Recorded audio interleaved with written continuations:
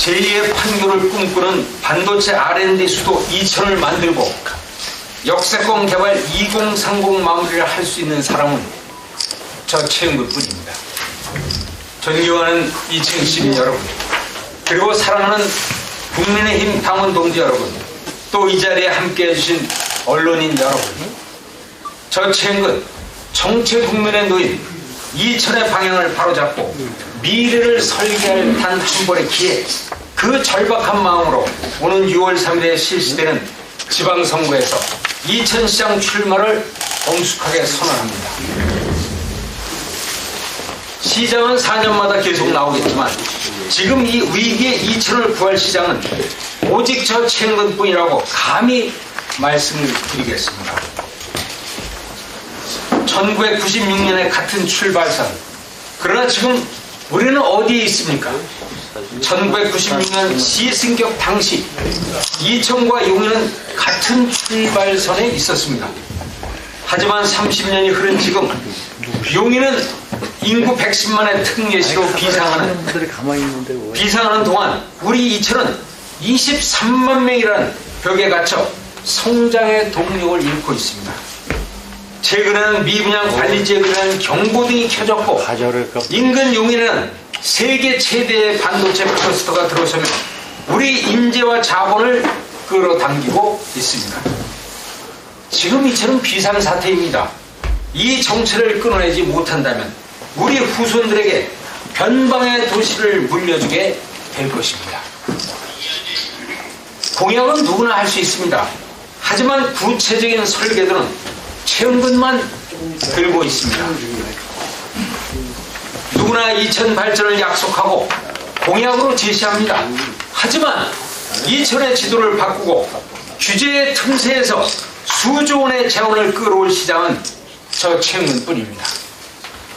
저는 저서 최영근의 이천을 확 바꾸자 이 책을 통해서 이천의 미래 100년을 책임질 구체적인 그랜드 디자인과 현실화 방안을 시민 여러분에게 보고드렸습니다.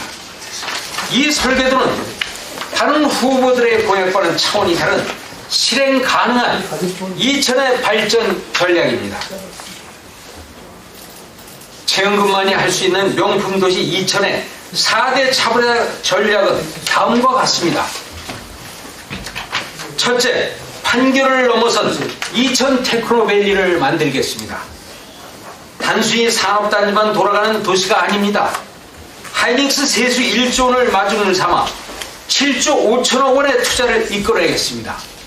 부발은 반도체 설계와 창업으로, 중리는 연구와 협력으로, 해오른 소재와 부품과 장비를 생산하는 그런 반도체 R&D 삼각벨트를 구축하여 판교의 젊은 인재들이 스스로 찾아오는 대한민국 최고의 반도체 R&D 수도를 만들도록 하겠습니다. 둘째, 역세권 개발 2030 프로젝트로 이천의 지도를 확 바꿔보도록 하겠습니다. 정주환경의 격차를 끝내겠습니다.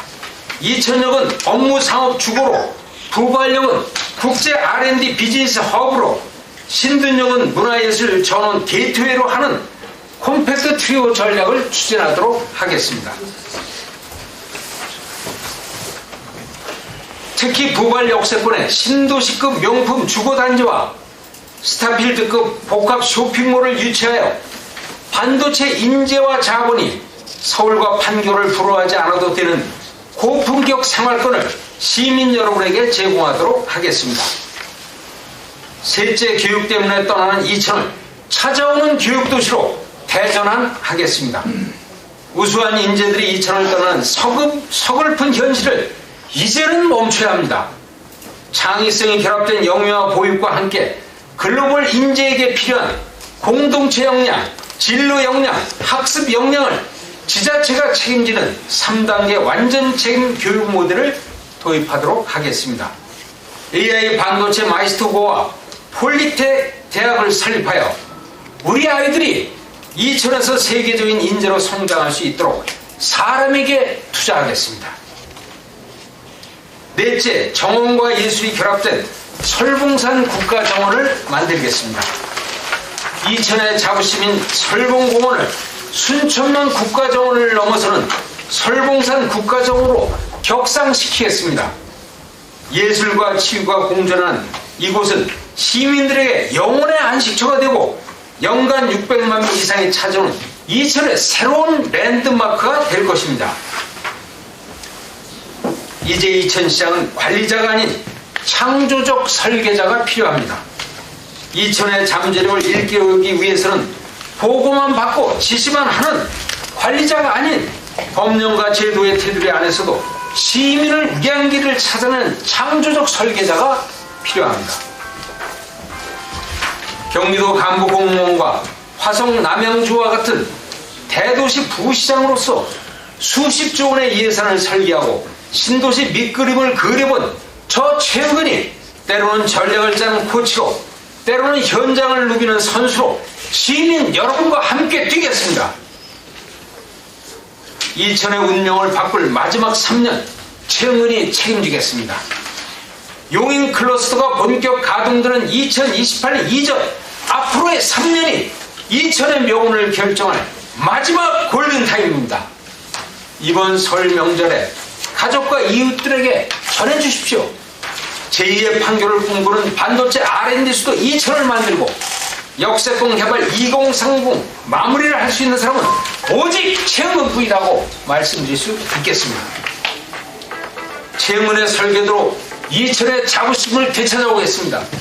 말이 아닌 실력으로 구호가 아닌 결과로 증명해 보도록 하겠습니다. 이천을 확 바꾸고 반드시 고품격 명품 도시를 만들도록 하겠습니다. 이천의 미래는 우리의 손으로 개척하는 것입니다.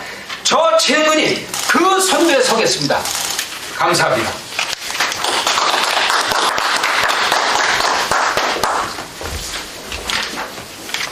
질의 답변 받도록 하겠습니다.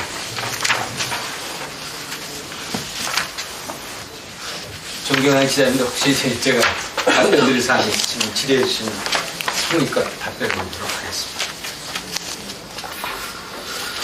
오늘 제가 먼저 미래연합이 있습니다. 네. 공약이 좋다는 얘기가 많이 나오고 있고 이게 실현 가능하냐?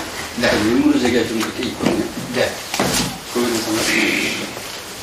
저는 이번 이 공약을 만들기 위해서 작년 12월부터 40여 회에 걸쳐 소규모 그룹 디스커션을 했습니다. 송정동의 모 장소에서 일주일에 한 번 하는 경우도 있었고 2번 하는 경우도 있는데 매 분야별로 다 제가 1시간 이상 PPT를 발표를 하고 거기에 대한 의견을 듣고 다듬고 해서 약 1년에 걸쳐서 만든 것입니다. 그래서 그 실현 가능성에 대해서는 뭐 재원이라든가 법령과 제도라든가 이런 걸 전부 따져봤기 때문에 저는 감히 말씀드릴 수가 있는 것이 충분한 실현 가능성이 있다. 그리고 제가 이 책에서 다른 거 하나도 안 썼습니다. 정책에 대해서 어떻게 할 것인가, 구체적인 재원이라든가 실행방안, 법령과 제도의 범위를 다 기록해놨기 때문에요. 그리고 이거를 매번 제가 여러 SNS를 통해서 발표를 했습니다. 그때마다 많은 댓글이 달렸고요.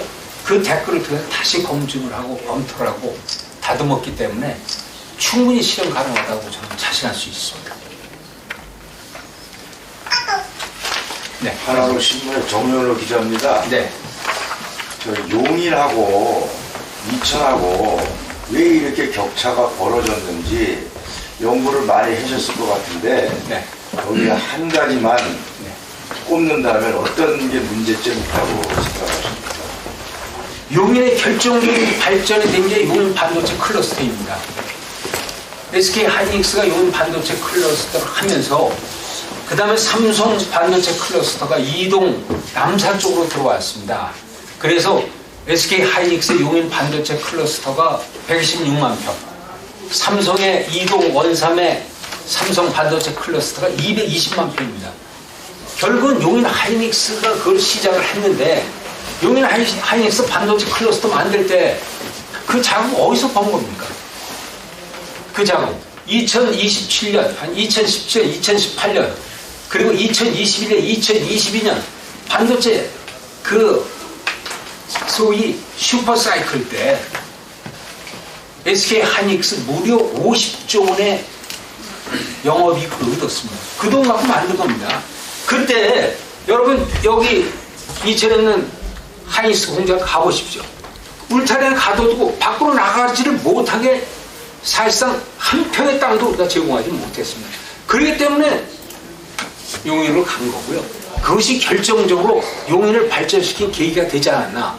지금 보십시오. 용인은 SK 하이닉스 반도체 클러스터 126만 평, 삼성 반도체 클러스터가 220만 평, 그 다음에 거기에 따른 소재 부품 장비가 90만 평의 국가기관 산업단지가 지정됐습니다. 그것만 따져서 400만 평이 넘어요. 거기에 투자되는 돈이 지금 1,000조 원이 넘는다고 얘기를 합니다. 그 결정적인 계기, 그거는 이천에서 그 당시에 그걸 받아들이지 못해서 그런 것이 아닌가 그렇게 생각하고요. 그때 이천도 세금 많이 들어왔습니다. 10년 동안 1조 7천억 들어왔고요.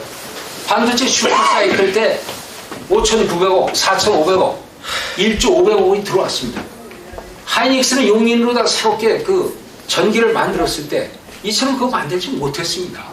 그것이 결정적인 원인이 되지 않았을까 이렇게 생각하고요.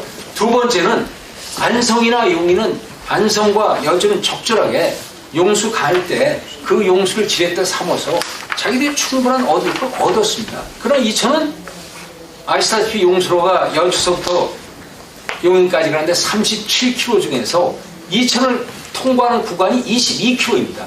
무려 60%를 이천을 통과하는 데도 불구하고, 그리고 이천의 시도를 통과하고 사이주를 통과하는데도 이천은 아무것도 얻은 게 없습니다. 그런 차이가, 전략적인 그런 차이가 오늘의 그런 용인이 110만 원을 가고 이천이 정체로 먹는 그런 결정적인 계기가 되지 않았나 그렇게 생각하고 있습니다.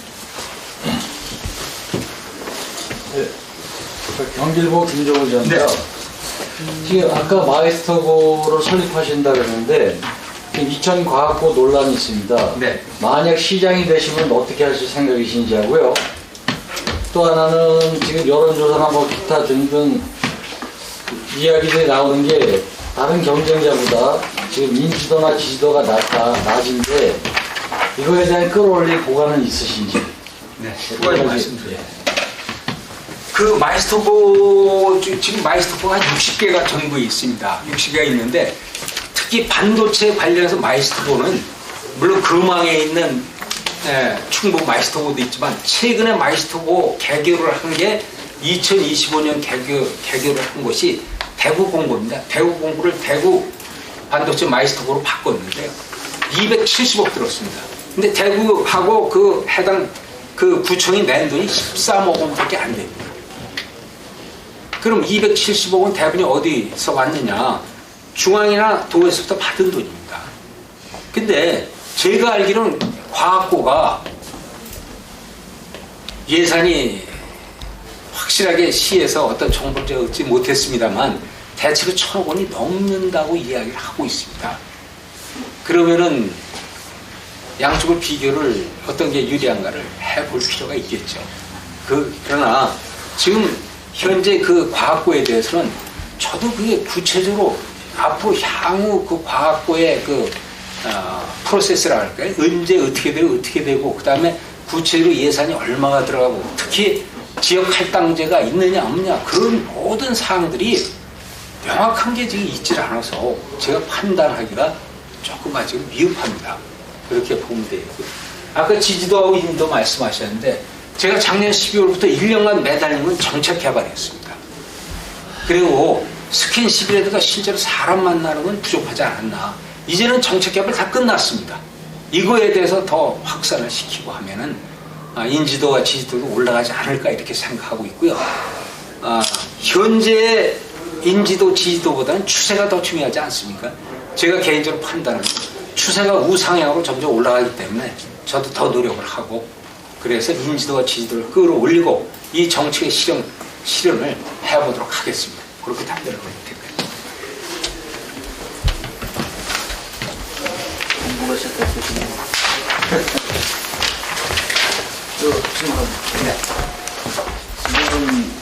지금 출마 선언을 보니까 자세하게 공약까지 지금 말씀하신 것 같고 그동안에 이제 연구를 많이 하셨지 않습니까? 네. 근데 이제 최근에 곳곳에 보면 지역 갈등, 인민 갈등, 그 여러 가지 시정에 관련한 여러 가지 이제 비판 이런 것들이 많습니다.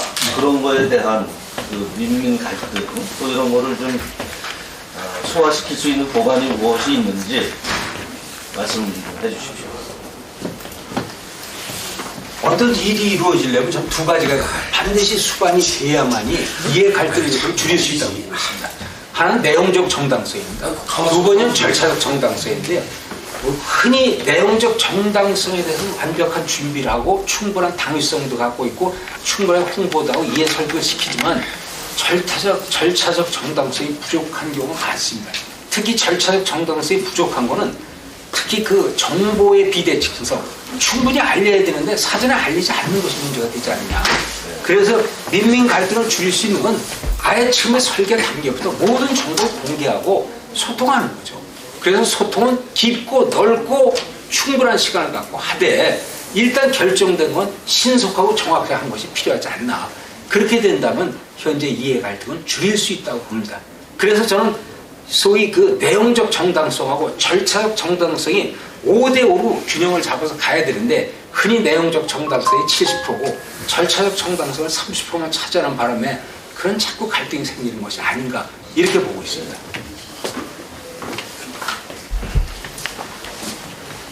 네, 중국일보 김웅석 기자입니다. 그러면 이제 좀 문제가 되는 부분이 인구가 문제가 되는데 그 농촌 지역 같은 경우는 아주 심각한 문제가 되고 있는데 나름대로 인구 정책을 갖고 계신 부분이 있으면 좀 말씀해 주시죠. 인구 문제는 첫째가 일자리입니다. 그래서 산업단지 만들어야 됩니다. 우리 이천의 산업단지 지금 저도 구체적인 내용을 시에서 공개되어 있는 내용 홈페이지를 들어가 보면 좀 알 수가 있어야 되는데 홈페이지에 나와 있지 않기 때문에 제가 최근에 보면 대월 이산단 얘기 나왔습니다. 대월 이산단 제가 알기로는 4만 9천 평방미터 15,000평입니다. 사업비는 110억 원. 지금 용인 같은 경우는 1,000조 원 얘기가 나오지 않습니까? 제일 시급한 건 일자리이기 때문에 산업단지 50만 평 만들어야 됩니다. 2천에. 그럼 어떤 분이 그러더라고요. 산업단지 50만 평을 어떻게 만드느냐. 여러 가지 규제가 있는데 산업단지가 꼭 공장이 될 필요는 없습니다. 지금 뭐냐면 요즘 컴퓨터 한 대 갖고 판교가 산업단지가 아니지 않습니까? 판교는 도시시설 지원 용지입니다. 그래서 준주거 지역을 업무용지로 바꿔서 그렇게 만든 거예요. 근데 거기에서 판교 20만 평에서 2023년도 매출액이 202조 원입니다. 부산이 114조 원이에요. 20만 평 거기에서도 202조 원이 나오는데 그건 뭡니까? 업무지역으로 푼 거예요. 그럼 우리 이천도 이걸 갖다 이 준주거로 지역으로 풀어서 업무지역으로 해서 그런 판교 같은 테크노밸리가 들어온다고 하면은 50만 평 만들 수 있습니다. 그리고 자꾸 팔당 상수원 보호구역 이권역 얘기하는데 대월도 빠져 있어요. 팔당 상수원 이권역에서. 그리고 부발도 수정리 그리고 가산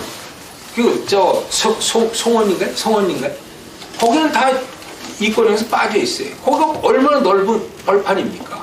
그런데 다 공장 들어올 수가 있어요.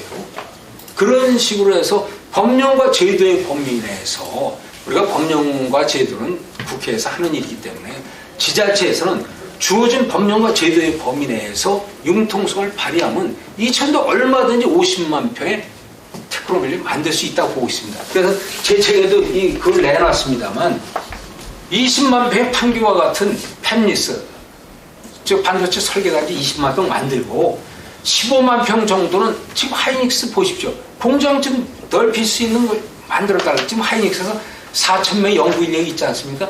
그 사람들이 편안히 연구할 수 있는 단지 15만 평 만들고 그거는 준주거 지역으로만 풀어주면 됩니다. 그리고 대월에다가 소재품 장비 15만 평 만들고 대월은 팔당 이권에서 빠져있기 때문에 그런 다음 50만 평 정도로 해서 50만 평이면 약 500개 업체 유치할 수가 있습니다.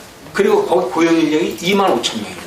고용인력 2만 5천 명은 10만 명 인구를 수용할 수 있다는 거예요. 그렇게 인구를 늘리고 정주환경 좋게 해야죠. 지금 부발 여러분 부발의 그 남단지역 북단지역인데 북단지역 미니 신도시 16만 평입니다. 그런데 그 고품격 정주환경 만들어서 그런 하이닉스라든가 그런 테크노밸리 사람들이 거주할 수 있게 만들어야죠. 그렇게 보고 있습니다. 그 다음에 이제 교육 문제인데 거기까지 말씀드리면 한참 길기 때문에 그 정도로 말씀을 드리겠습니다.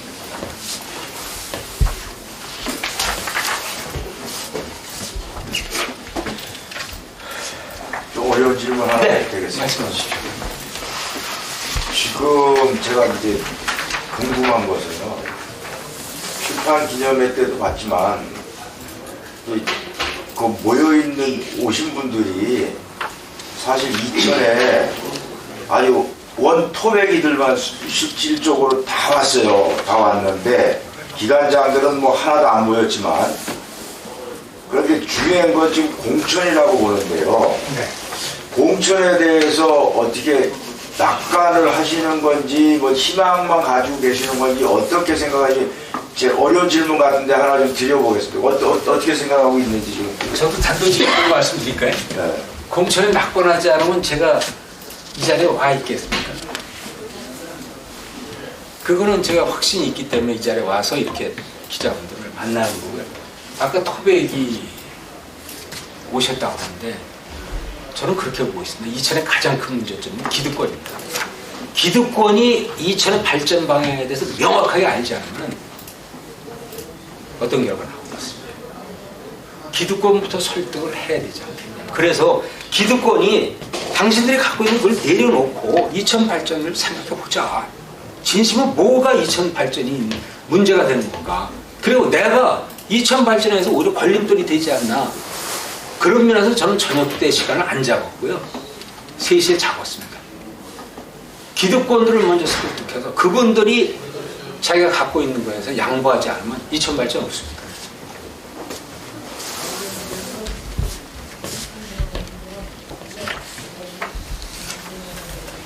질문 주시면 답변하겠습니다.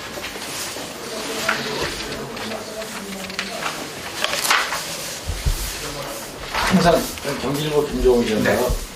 항상 이천이 보면은 그 지금 제일 가장 낙후되어 있다는 장원설성 율명 이 부분은 지금 구체적인 게 안 나와 있는데 어떻게 지금 소외된 지역을 발전시킬 것인지 거기에 대해 말씀 좀 주시죠. 소외된 지역은 발전시킬 수만 두 가지로 보고 있습니다. 지금 이천 장원 설성 율면은 팔당 이권역에서 빠져 있지만 그렇다고 거기에 산업단지를 만든다는 것은 조금 어렵다고 보고 있습니다. 결국은 농업 문제로 가야 되는데 지능 농업 문제 중에서 결국 토지 문제로 봐서 지능지역 외에 있는 농지로서 지능지역 외에 있는 농지에서 그 경정지가 안 돼 있고 수리시설이 안 돼 있는 농지를 다 풀어야 됩니다. 그거는 농림지역에서 생산관리로 바꾸든지 생산관리지역은 그건 계획관리지역으로 바꾸든지 그래서 농지로서의 규제를 완화해서 민간 투자가 될 수 있게끔 하고요. 그 다음에 지능지역은 할 수 있는 건 딱 한 가지입니다. 스마트팜 혁신밸리로 나가서 농업 갖고 승부를 보는 겁니다. 지금 스마트팜 혁신밸리 지금 전북, 전남, 경북, 경남에 하나씩 10만 평 이상의 땅에다가 스마트팜 혁신밸리를 만들어 놨는데요. 스마트팜 혁신밸리에다가 소위 그 10여만 평의 지능적으로 들어가서 스마트팜 혁신밸리를 만들고 그 다음에 거기에 요즘 내는 수직농장이라든가 또는 최근에는 태양광 시설, 생산시설을 넣을 수가 있습니다. 그래서 지능지역을 농업 위의 목적으로 다 풀어낼 수 있는 그런 스마트팜 혁신밸리 보통 1,000억 정도 들어가는데 국가에서 60-70% 됩니다.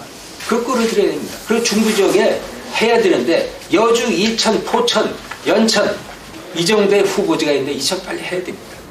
그래서 특히 장원 같은데 스마트팜 혁신밸리로 가서 농업과 가지고 특히 애그로푸드 테크놀로지라고 해갖고 지금 애그로푸드에 대해서 굉장한 적이 있지 않습니까?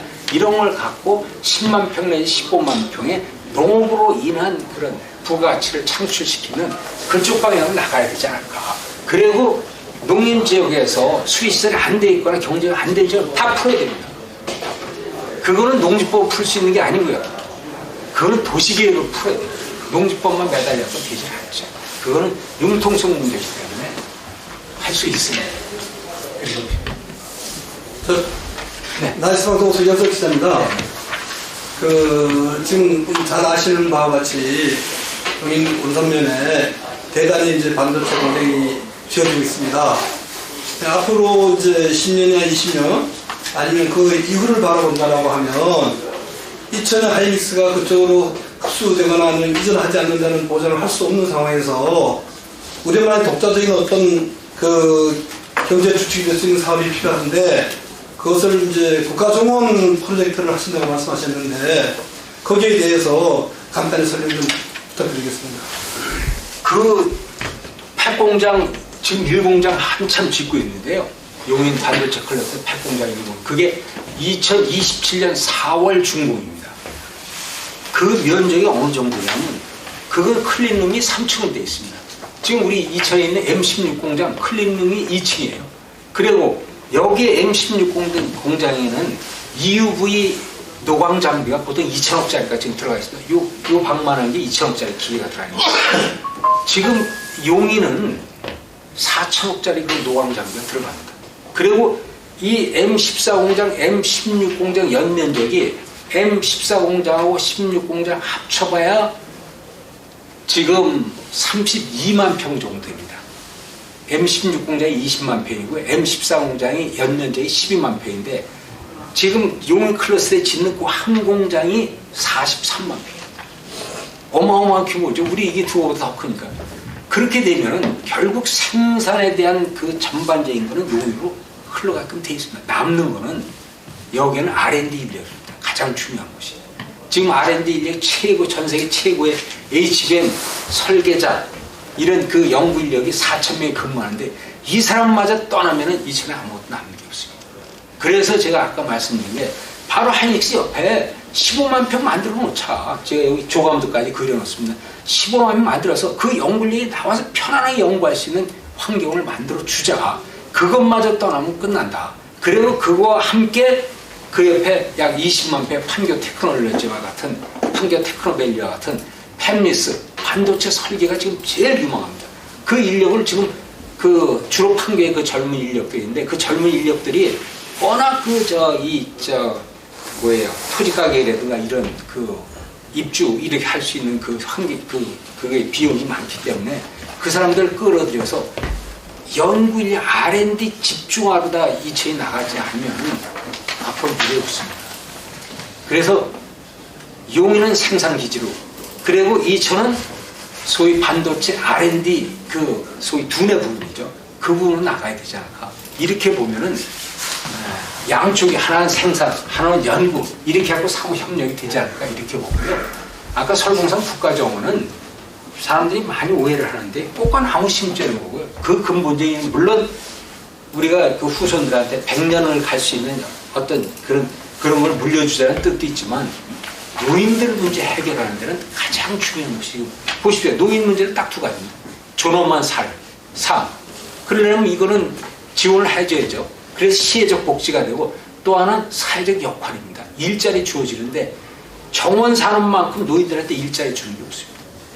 만약에 지금 설봉 국가정원을 정원을 만들려면은 1년에 1,000만 성 이상의 꽃을 심어야 되는데 그 1,000만 성의 꽃을 심으려면 우리 지금 노인력 65세 이상 노인력 한 4만 명 되는데 이분들 다 매달려도 될 만한 꽃을 심고 갖고 가는 그래서 소위 사회적 역할 노인 복지제는 가장 중요한 생산적 복지 이걸 이룰 수 있기 때문에 제가 설봉 국가정원을 이야기한 겁니다. 말씀드립니다. 네. 지금 상당한 많은 거를 말씀하시고 큰 프로젝트를 말씀하셨는데 이게 과연 4년 안에 이루어질 수 있을까요? 판교 테크노밸리 자꾸 말씀드리는데요. 판교 테크노는 처음에는 분양이 안 됐습니다. 딱 5년 동안 죽을 쓰다가 그 다음에 그 네이버니 이런 업체들이 들어오면서 딱 5년 만에 다 끝났습니다. 그리고 제가 동탄 신도시 2를 처음부터 물론 LH에서 개발했지만 행정적 정부 총괄 지휘했는데 동탄 신도시 40만 신도시 딱 10년 걸렸습니다. 근데 5년 정도면 다 도시 계획이 도시가 거의 갖춰집니다. 그래서 저는 2035 프로젝트라고 하는 거는 5년이면 할 수 있습니다. 5년 하고 그것이 완성되는 한 10년 걸리지만 기본적인 우리가 원하는 그런 모든 는 5년 정도는 다 끝나지 않겠냐. 그리고 별내 신도시 마찬가지입니다. 모든 신도시, 모든 산업단지가 5년이면 다 골격 갖추고 나머지 5년간은 성숙 단계로 들어가기 때문에 저는 5년이면은 제 책에 있는 여기 나와 있는 내용은 대부분 갖출 수 있다고 보고 있어요. 만약에 되시면 임기가 4년이시면 4년 더 하셔야 되네요. 아니 그렇게 생각은 안 하고 있고요. 저는 이 책에서 세부적으로 내용이 해놨기 때문에 뭐 감히 말씀드린 내용은 뭐 누구든지 할 수 있는 내용이다 보고 있고요. 특히 저기 하는 게 내년부터 하이닉스에서 올해부터죠. 올해 4월 30일이면 하이닉스에서 이제 세금이 들어오는데 정말 천문학적으로 들어옵니다. 그 돈 중에서 1조만 띄워서 전략적 마중물을 다 사용하면 다 가능합니다. 이번에 삼성이 영업이익이 43조인데 작년에 발표를 했는데 하이닉스가 47조 원입니다. 그러면 먼저 2025년 말고 2024년도에 그 하이닉스 영업이익이 23조 원이었어요. 그 전에는 마이너스가 됐기 때문에 마이너스 감안하고 2천에 3천억이 들어왔습니다. 그러면 이번에 47조 원에 대한 하이닉스 영업이익에 따른 지방세, 그걸 10년 동안 이렇게 그 소위 이 흐름하고 서로 상호 그 연관관계를 보면 계산할 수 있는데 저는 6천억 정도로 계산했습니다. 올해 4월 30일. 그러면은 저는 보수적으로 봤을 때는 3년 동안 1조 5천억이 들어오고 여기 다 계산해 놨습니다만 만약에 낙관적으로 2조 5천억 이상도 들어올 수가 있다. 그중에 1조를 띄워서 전략적 마중물을 사용하자. 국토비 끌어들이고 그러면 최소한 7조 5천억 정도 투자하면은 5년 안에 여기에 나와 있는 다 모든 굴곡 다 갖출 수 있습니다. 그리고 그건 내 돈 들이자는 게 아니에요. 다 분양한다는 거 아닙니까? 만약에 하이닉스가 15만 평 준주거적 만들어주면 내가 그거 다 사겠다 하면 만들어주면 되는 거예요. 그럼 우리 돈 들어갈 거 하나도 없습니다.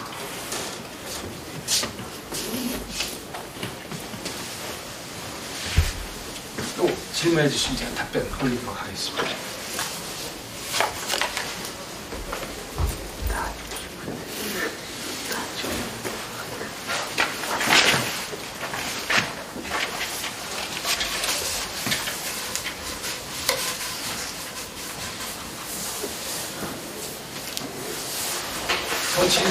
저 아까 그 네. 부연 질문인데요. 설봉산 국가정원 그 책에 보면 71만 평을 개발하신다 했는데 그래 노인 일자리가 뭐 한 2만 5천 명 나오고 그리고 또 매년 관광객 600만 명 유치 이게 그 가능하다고 하셨는데 거기에 대해서 좀 구체적인 설명 좀 해주시겠습니까? 2023년 내년 그 문화관광부에서 그 전국에서 유료 관람 계획을 카운트를 해갖고요. 그걸 발표를 합니다. 가장 객관적인 수치죠. 2023년도에 순천만 국가정원은 778만 명이 왔습니다. 용인 에버랜드를 넘어섰고요. 그리고 롯데월드를 넘어섰고 심지어는 킨텍스를 넘어섰습니다. 그러면은 이 순천만 국가정원은 28만 평이고 뭐 지금 용인 에버랜드가 45만 평인데 지금 설봉산에는 뭐 특정 종교가 갖고 있는 게 47만 평이고 그 밑에 있는 설봉 저수지까지 다 합치면 71만 평입니다. 거기다 꽃과나무를 심어서 만약에 우리가 정말 그런 세상에 하나뿐이 없는 정원을 만든다고 하면 순천만까지 4시간 걸려서 갑니다. 340km예요. 그러면 여기까지 가까운데 600만 안 올 수 있을까요? 충분히 나는 올 수 있다고 생각합니다. 그리고 적어도 600만 명이 넘어가야 지역 경제에 미치는 영향이 정말 우리가 체감할 수 있지 100만, 200만 원 그렇게 되지는 않더라고요. 그래서 국가정원을 그리고 특히 국가정원이라는 얘기는 국토비를 좀 끌어들이자. 그래서 그 체계를 갖추자는 얘기고 세상에 하나뿐이 없는 정원을 만들어보자 그런 얘기. 그 금계포라는이라고 말씀하셨는데요. 설봉산이 그 어떤 취지에서 그런 말씀을 하신 거죠? 그거는 풍수 지리를 보는 사람들이 그 설봉산을 묶어서 삼태의 모양으로 돼 있지 않느냐. 그리고 가운데 물을 끌어안고 있는데 위에서 보면 그냥 금빛 닭이 이렇게 알을 품고 있는 형상이라고 그렇게 얘기를 하고 있고요. 설봉산의 옛날 이름이 부화악산이었습니다. 부아라는 게 아이를 업었다는 얘기입니다. 그러니까 이 만물을 이렇게 감싸고 보듬는 형상이라고 얘기를 해요. 특히 그 문제는 뭐 일설에서는 뭐 전설적인 얘기인지 모르겠습니다만 통일교 교주 문선명이 특히 음양오행이라든가 이 풍수질에 아주 능한데 헬기를 타고 가다 보니까 용면리하고 요 설봉산이 근계포란형으로 봤고 이만한 길지가 없다 그렇게 판단을 내렸답니다. 그리고 특히 근계포란형은 BBQ의 그 회장이 윤 회장이 거기에다가 치킨 대학 만들었지 않습니까? 그 치킨 대학 만든 이유도 여기가 근계포란형으로다 여기다가 치킨 대학을 만들고 앞으로 뭐 꼬꼬랜드 같은 그런 테마형도 만들고 싶다 그런 취지도 이야기를 했고요. 이문열 작가도 여기에 부학 문헌이라고 아이를 등에 업은 형상이다. 그래서 부학문헌까지 해서 근계포란형처럼 세상의 만물을 보듬는 그런 풍수지리적인 장소가 설공사이라고